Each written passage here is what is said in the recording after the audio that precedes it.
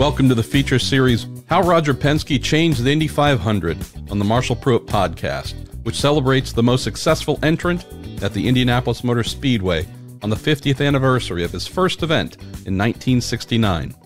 Presented by Cooper Tires, the Justice Brothers, and Bell Racing Helmets, a long-standing partner of Team Penske. This 15-part series spans some of the greatest drivers, managers, mechanics, engineers, and the man himself, Roger Penske, to document the captain's vast influence on America's defining motor race, the Indy 500, and in many instances, the sport as a whole.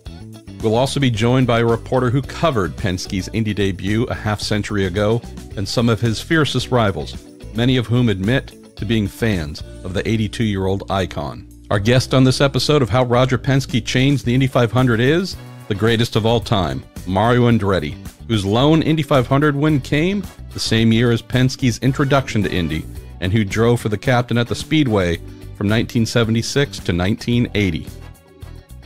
Mario, 1969 is a very important year at the Indianapolis Motor Speedway for you, so we're celebrating you and the 50th anniversary of your win. That same year, there was this young punk entrant that came in, some guy named Roger Penske. Don't know whatever happened to him, but all kidding aside, we're celebrating his impact of 50 years at the Speedway. Maybe we should start just talking about that 1969 event and if and what you remember of this new team that was a competitor to you.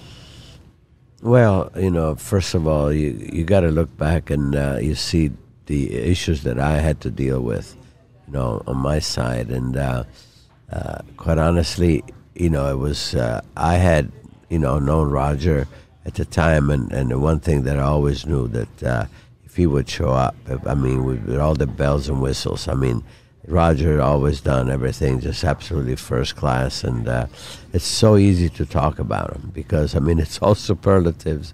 And again, you just, you're always concerned, because he had all the ducks in order in the sense that, with Mark driving and all of that, so he was armed for bear, no question.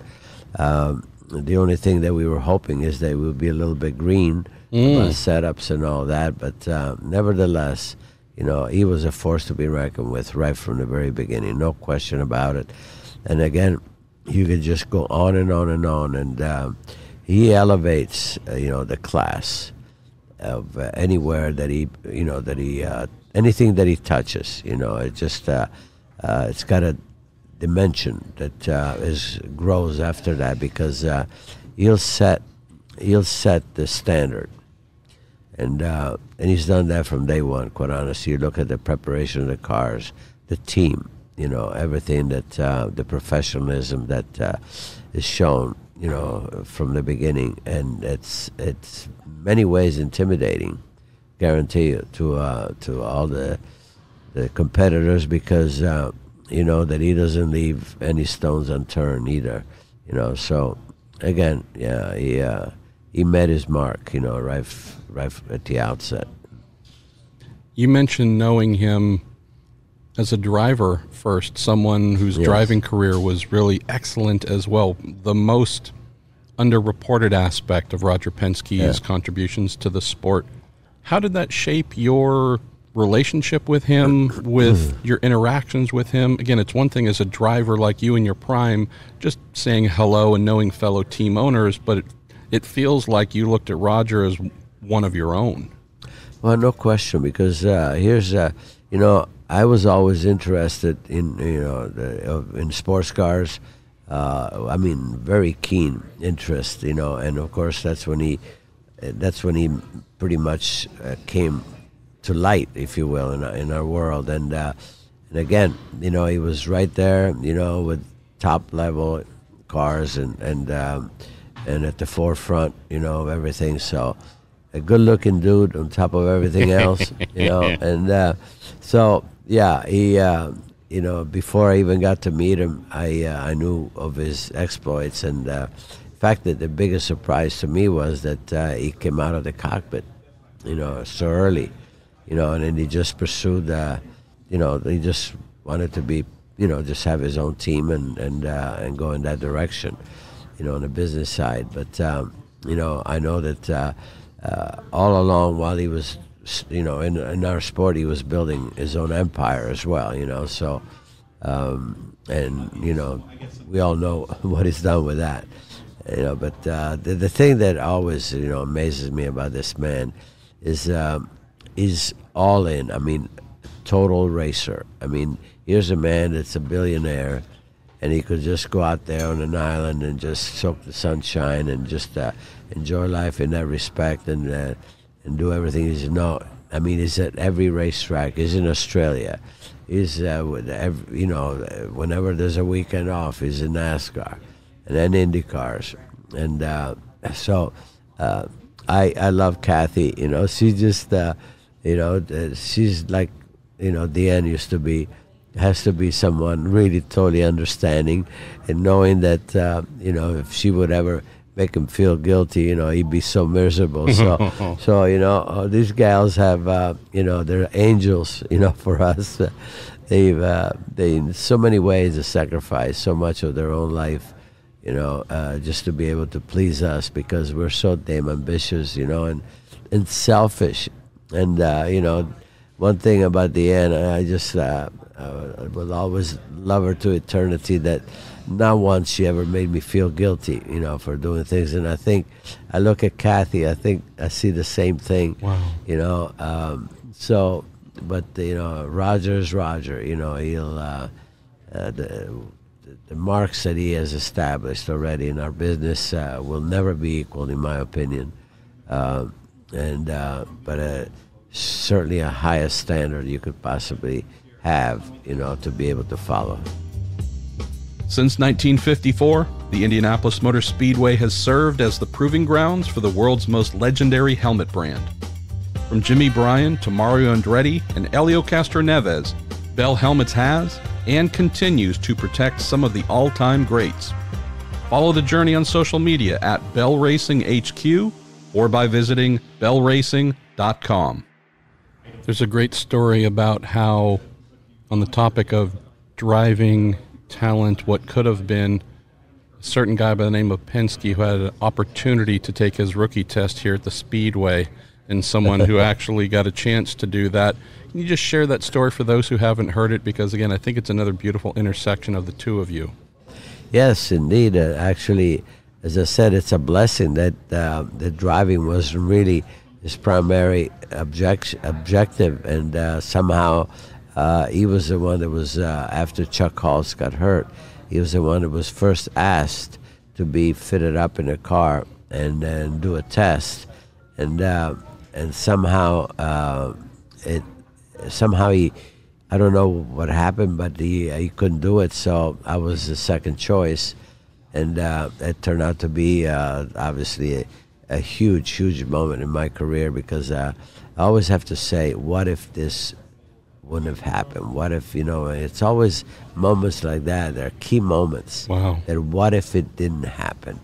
To be able to slide in one of the top three teams, in a championship trail, and then all of a sudden latch on to the, to be a test driver for Firestone at the same time. I mean, this was golden. So I put Roger on my Christmas list right after that. Let's speak, Mario, about a chance that you would then go on to compete against the team. Obviously, Roger branched out into Formula One. He's in so many series, but there was a point in time where you got a chance to drive and become part of the Penske organization here. Did a number of 500s from the middle to the latter stages of the 70s. Having driven for Colin Chapman, we can name so many fellow legends.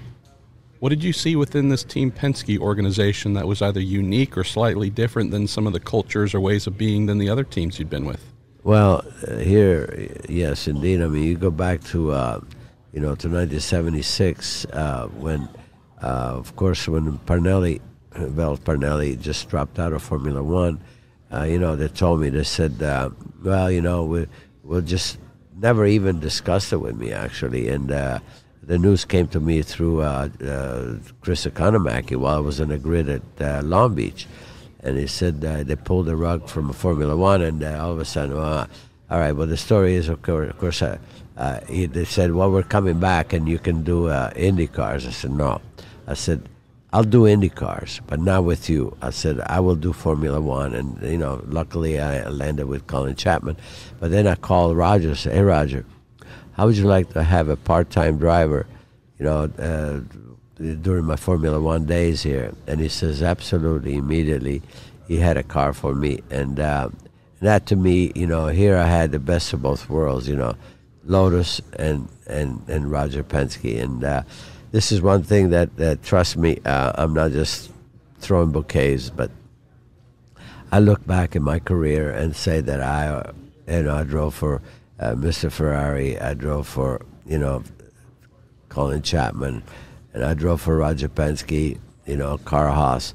I mean, was I blessed or what? But I put a lot of stock in just saying, even though it was never full-time, with Roger, it didn't work out, obviously. By the time I came out of Formula One, his seats were filled already with just as good as it could be, with Chris. I mean, with